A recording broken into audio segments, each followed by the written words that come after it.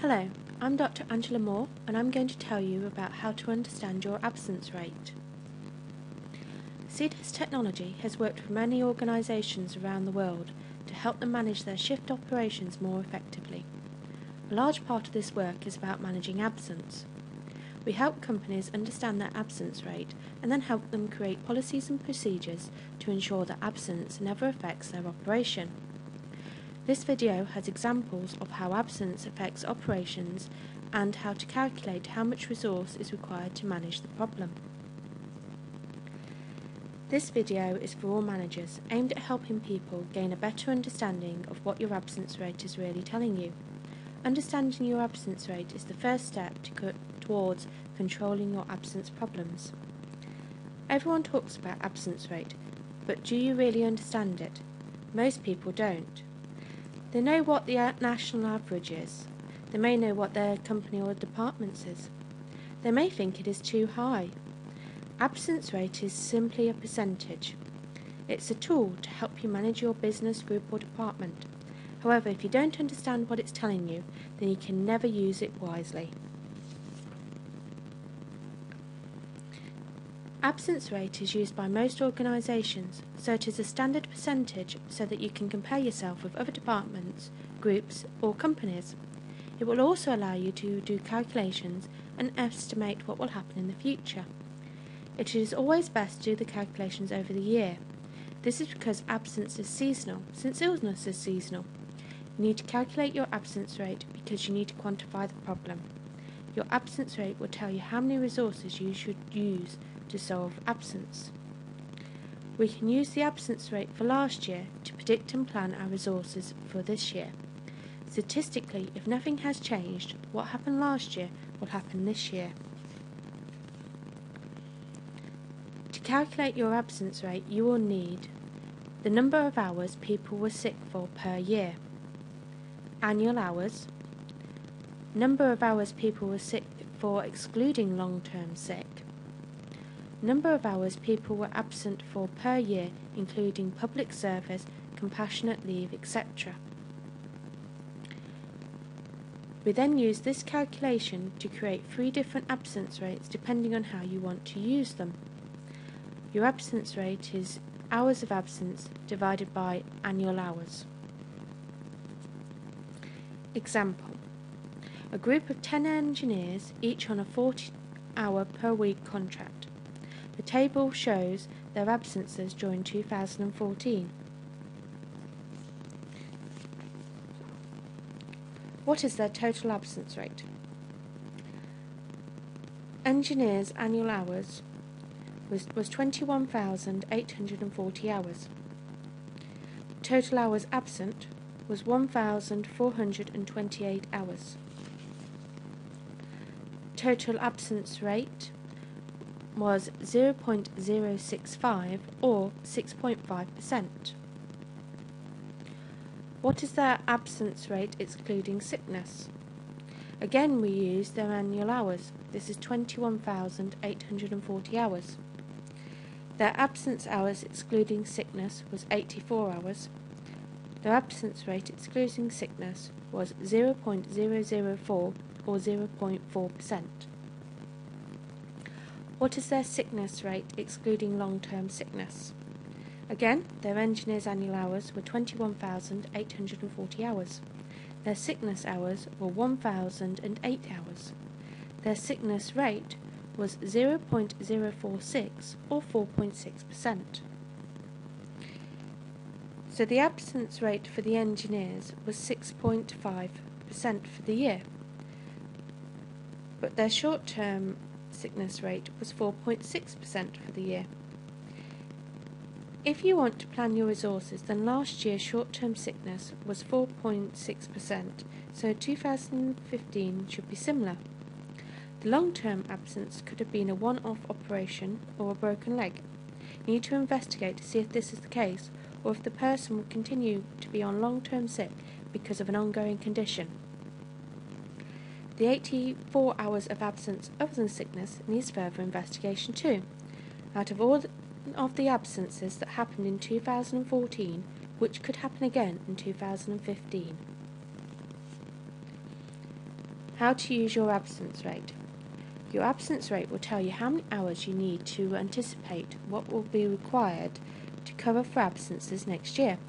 If you are planning cover arrangement policy, then it is not enough to just know how many hours of absence you will need to cover for. You also need to know how these absences will occur. My ebook, Understanding Your Absence Rate, is filled with tables to help you plan your absence strategy better. Here is an example of how to use your absence rate to estimate how much resources you need to minimise the effect on the operation. So if you are having a problem with absence, your absence rate is 2.5%, which is an average for the UK. You have 19 staff on shift, on 12-hour shifts, on a 24/7 operation. That would be the equivalent of 730 shifts per year. Now, on average, that is less than one person absent. If you take 2.5% times 19 equals 0.475 people absent per shift. So, if your absent policy allows for one extra person to be on shift to cover for absence, why are your staffing levels still not right? Firstly, averages are deceiving. After all, the average human has less than 2 legs. You need to understand the distribution far more than the average. So CDES Technology has created a model to estimate the distribution. The model has been validated against real historical data. So, if there is always one extra person on shift, how many times per year would you expect to have the correct staffing levels? This is an extract from our book, Understanding Your Absence Rate. Table 65 shows what happens if the absences occur randomly and you have an absence rate of 2.5% and an operation on a 24/7 shift pattern using 12-hour shifts. Across the top are the number of people you would expect to be absent on shift. Down the side is the number of people on shift. Hence, we are looking to see how many people will be off if there were 20 people on shift. We go down the rows till we get to 20 on shift. Then that row tells us how many times a year we would expect 0 people to be absent, 1 person to be absent, 2 people to be absent, etc. In this case, on 440 shifts, no one would be absent. On 226 shifts, there would be 1 person absent. On 55 shifts, there would be 2 people absent. On 8 shifts, 3 people would be absent. And on 1 shift, we would expect 4 people to be absent. It would be highly unlikely that you would experience more than 4 people absent from any shift. So if you had 1 person on shift to cover for absence, then only 31% of the time, or on 226 shifts out of 730, would you expect to have the correct staffing. This means that on 504 shifts of the 730 shifts per year, you would have either too many or too few staff available. So why is the answer so low? Well, on 440 of these shifts, no one was absent, and you were paying out money for no benefit. On 64 shifts, more than 1 person was absent, so you were understaffed and losing out on income. So more often than not, the operation is incorrectly staffed. In fact, twice as often, which is very poor return on your investment. So it's no wonder that managers are frowned on by senior management for overspending on absence, and yet not getting it right, and by shift workers for not having cover there when they're needed, at least once a week. So what are the solutions? You could have 1 cover person on each shift, however you need to find something for them to do when they're not needed. Alternatively, you could consider what would happen if they could cover both the day and the night shift. You would then have 2 people on cover per day. So each day you would have 40 people coming into work. 2 of them don't know if they will be working the day or the night shift. So if we go to table 45 in our book Understanding Absence Rate, this figure shows you an extract of that table. As you can see, on 133 days no one would be absent. On 136 days 1 person would be absent.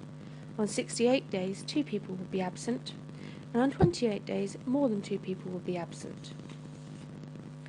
Well, two people covering days and nights wouldn't do you any good, because statistically you could still have up to 5 people off on any day. So you would still be overstaffed on 269 days and understaffed on 28 days.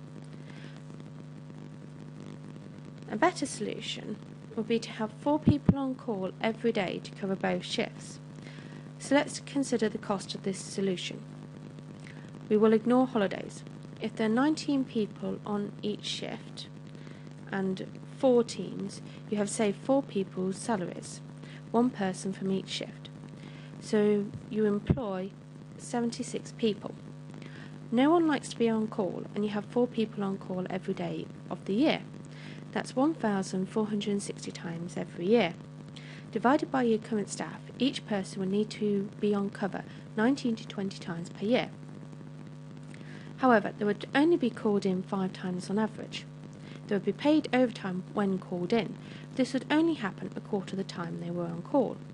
So you could offer them an on-call premium of 1 hour per cover shift if they were not called in. So what's the cost of this solution? The cost is calculated by the cost of overtime when called in and the on-call premium when not called in. On 362 occasions, they would be called in to cover a shift. That's 4,344 hours at overtime rate. On 1,098 occasions per year, they would be on call but not called in. If they were paid time and a half for overtime and single time when not called in, the cost would be the equivalent of 7,614 hours at basic rate. That's less than the equivalent of the 4 people's salaries you have saved. So even though you are paying overtime payments and an on-call allowance, you are still saving more money than the salaries would have cost you. So the cost is lower than the current arrangements. You would never be overstaffed, and statistically you would only be short on about 1 day per year by 1 person, not 64 shifts as before. Also, everybody on the shift pattern would earn more money. On average, they would earn about 5% more than on the current arrangement.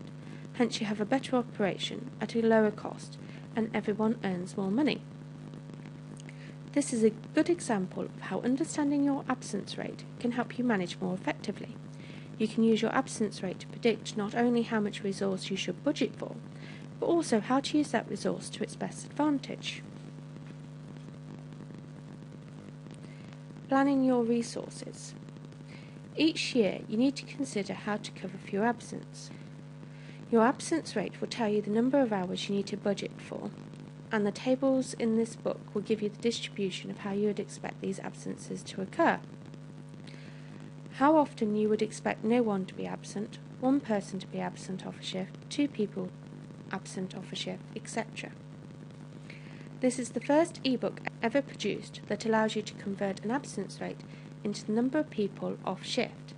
This allows you to better control absence-related problems because you can set up procedures for each scenario, and this book tells you how many scenarios you will have to deal with each year. So the problem reduces from a different problem each day to a handful of different scenarios that are repeated, so you can set up procedures for each scenario. Then every day you have a solution to your absence problems. So you take your absence rate and the number of shifts you use each year to find the table. If you want to know the probability of an absence, you would use tables 1 to 20. If you are working just 1 shift Monday to Friday each week, you would use tables 21 to 40. If you are working 1 shift 7 days per week, you would use tables 41 to 60. If you are working 12-hour shifts 24/7, then use tables 61 to 80. If you are working 8-hour shifts 24/7, then use tables 81 to 100. These tables then tell you how many shifts per year you would expect absences to occur and the numbers off each shift. The tables in this book allow you to formulate your absence management plan on predicted events for the forthcoming year. This means that you can plan from a position of knowledge rather than misremembering highly improbable events and misleading averages. CDS Technology work with organisations around the globe to help them set up shift patterns and construct strategies and procedures to ensure the operation runs smoothly and effectively. If you would like to find out more, please visit our website or contact us directly. Thank you for listening.